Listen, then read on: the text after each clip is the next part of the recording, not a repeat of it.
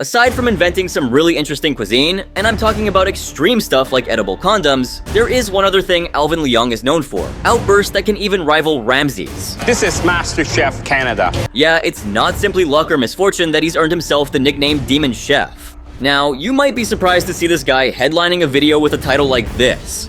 But let me tell you, it's no accident. Piss the guy off, and you've unleashed the beast. Very spicy food, don't you? Yes.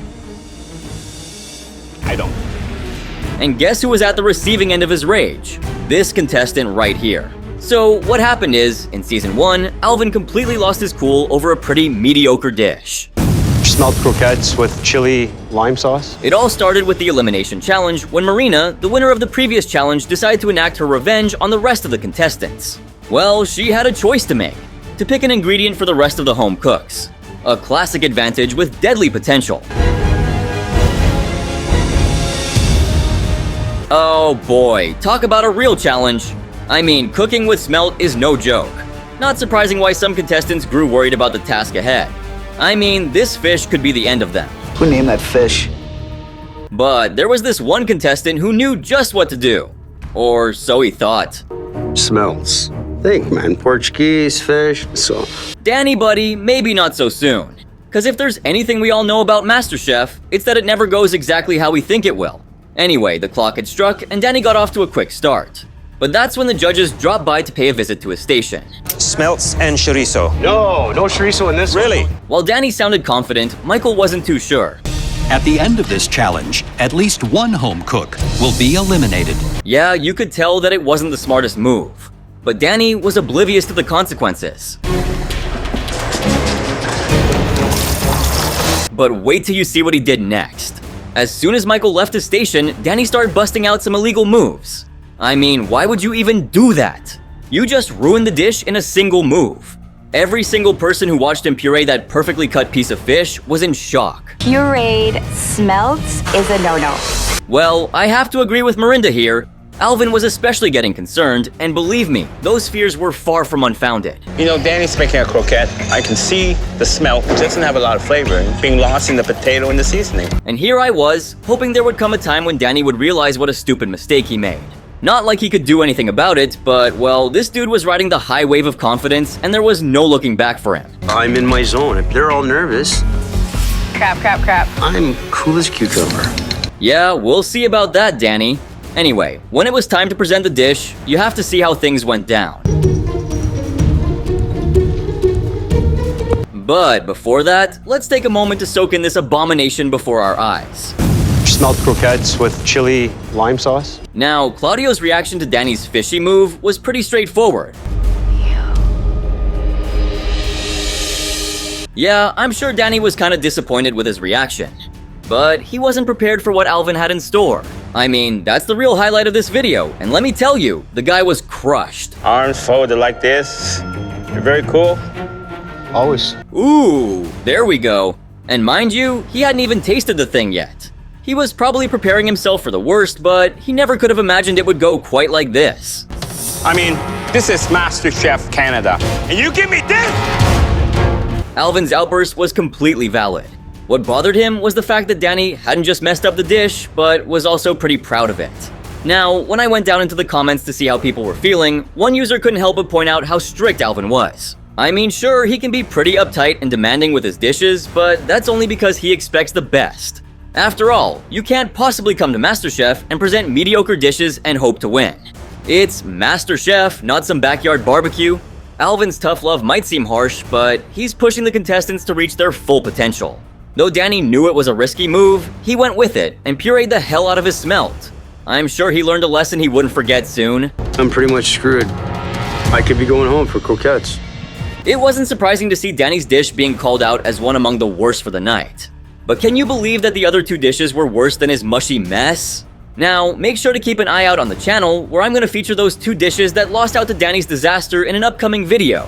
Since they lost to that travesty, well, they're gonna need plenty of airtime of their own. For now, here comes a contestant who made Alvin really see red. What's going on here? Smelled croquettes with chili lime sauce. But before I get to the point where Alvin almost tore down the place, let's quickly recap and see what led him to his eventual freakout. It all happened with the elimination challenge in motion. Being the winner of the Mystery Box Challenge, John was bestowed with the power to choose the style of food or dish the rest of the contestants would have to cook with. Most populous continent on the planet, Asia. So, John was offered 3 Asian-themed dishes to pick from. A sumptuous curry with piping hot roti. A curry from India with roti, huh? Bonassini's favorite, I bet. Wonder what Aprile's is. And then there was Alvin. When you have a palate like his, you better bet on his favorite thing being completely out of the ordinary. A beautiful bowl of Japanese ramen. Yup, he went for the jugular with a bowl of Japanese ramen noodle soup, which let me remind you is a killer dish to nail. Although it might look simple, all the best ramen places spend days on all of their ingredients before ultimately throwing them together at the peak of their flavor. It's a balance that would determine his success. Now, I personally would have gone for the ramen considering it's way tougher to make, so it would have been a real challenge for the contestants. But hey, that's just me. As for John, this is what he went for. That John chose was... Alright, stir fry it is. Now you'd think with something so simple, there wouldn't be much room to mess it up. I mean, how hard can it be to toss a few veggies in a pan with some sauce, huh? But let me tell you, you'd be surprised to see how easily things can go wrong with it. Even a dish that seems foolproof can go sideways if you're not careful. And one contestant learned this the hard way. So the clock had struck and the contestants were off to the pantry to fill their baskets. And Kyle was feeling rather good about the challenge. I have eaten my fair share of stir fries. I think it's pretty easy. The confidence was honestly kinda cute. But it's his idea behind the dish I'm worried about. See, experimentation is great only as long as you can execute it well. As for Kyle, well, he was neither lucky nor skilled enough to pull that off. When he was prepping his dish and making sure everything was coming together, Alvin decided to give his station a much-needed visit. I'm good. Are you confident? I'm very confident. Very confident? You're not going home, eh? No, I'm definitely not going home today. Now, if I were you, I wouldn't be too sure. But hey, it's Kyle we're talking about. You see, Kyle revealed his master plan for the dish to Alvin, and let's just say Alvin wasn't fully on board with the direction the home cook was going. Don't know how I'm gonna eat this with my chopsticks. Good luck. I hope it tastes good. That's not a good sign now, is it? The dish wasn't even ready, and Alvin could already pick out all the flaws. My guess? The dish was already doomed. But Kyle didn't think so. He's gonna take pity on me. I'm looking at my plate and I have no fears. Oh, he was brimming with confidence, or should I say overconfidence. He really thought he could impress the judges with it, which to me at this point seems highly unlikely. Anyway, when it was his turn to present the dish before the judges, here's what he brought to the front. I did a sesame crusted cod, rice done in a lobster mushroom broth. You know, to me, it looked like one hot mess. But it was Alvin's reaction to the dish that was the highlight of the entire episode. I tell you, Carl, I had stir fries all over the world. Kyle's dish was honestly puzzling to Alvin, and understandably so. It was weird, at least visually. And let's be honest, what the heck was Kyle even thinking? I mean, it's gotta be up there with the most awful looking dishes I have ever seen. Alvin's frustration was almost palpable. The more he looked at the dish, the more he got pissed. Does that belong to a stir fry? This size? No, chef. The veggies, which are the core ingredients of the stir fry, weren't even chopped. Like, buddy, you got a whole hour to prepare a simple stir fry and you didn't even bother to chop your greens, right? And don't even get me started on the rice. What rice did you use? I used basmati rice.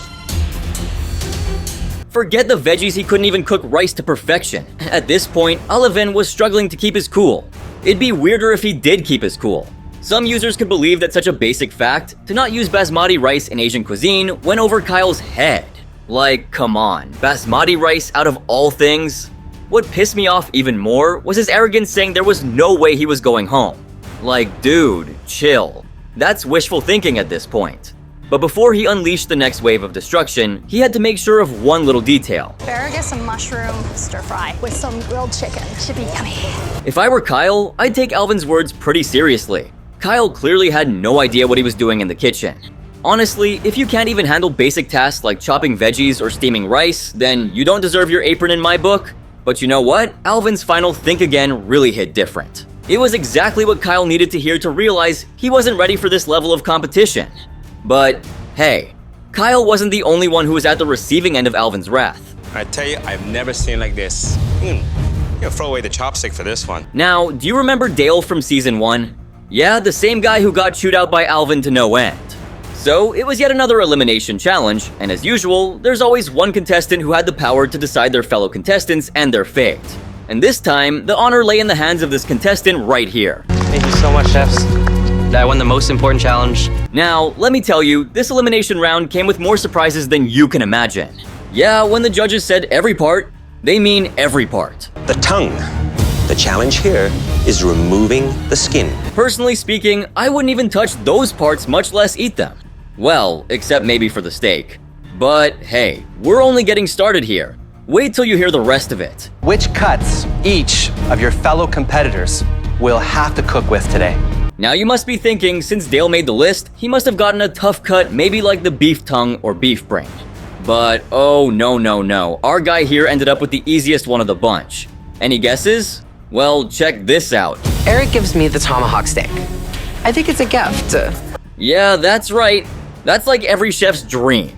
Talk about luck. And now, if you're wondering how he could mess up with such an easy cut, that's where the challenge comes into play. The easier it looks, the more deceiving it is. And just like everyone else that had come before him, Dale underestimated the intensity of the task. I don't think I'm going home on this today for sure. And I would be very embarrassed if I did. Now, ideally, he should be able to breeze through the challenge like a champ, considering he got the easiest cut. But since he made it to this list, I think you know that's not what happened. So there he was, completely invested in preparing his dish when the judges walked over for a quick update. You did what's in the spice mix? Salt, black pepper, white pepper, garlic powder. Dale must have thought he was nailing the challenge, but when he heard what Michael had to say, his heart sank to the floor. It's very generic, but I don't like to mess with meat. Just enhance the flavor of the meat, huh? So all you're gonna be doing in that 60 minutes is just slightly improve the already existing flavor of the meat. Geez, just admit you're lazy enough to not want to take a risk. Anyways, just when you thought he was done plating, something crazy happened. I decided to go a little on the rarer side compared to the medium rare side. So you're saying you couldn't even perfect a cut as simple as that? I'm pretty sure there's a difference between rare and medium rare. One whole word really. Rare being legit raw and medium not so much. Well, it looks like things didn't exactly pan out for him the way he'd hoped for, but I can't wait to see how the judges would react. You're up next. The dish today is spiced tomahawk steak. So let's see what Michael had to say. This is raw. And not just simply raw. It is blue raw. Yeah, Dale was already off to a bad start, but he wasn't about to back down yet. It registered 127 in 3 different places. I don't care what it registered. Presenting a bad dish is one thing, but defending it? That's on a whole other level of messed up. As for Michael, he was done with picking out the flaws. There's nothing magical here. There's no sauce to dip the steak in, there's no jus, And then there was Alvin, whose first words to Dale were nothing related to the dish. Don't argue. It's pretty pathetic actually for a judge to tell a contestant not to argue back. I mean, I think those aren't the kind of lessons you want to be taking away from the show, but Alvin was only getting started. After schooling him for his poor attitude, Alvin decided to dig deeper and tear apart Dale's actual dish. Nobody eats ribeye. This thick. Rare. I mean, who wants to eat raw beef? Definitely not me. As for the taste, Alvin's reaction said it all.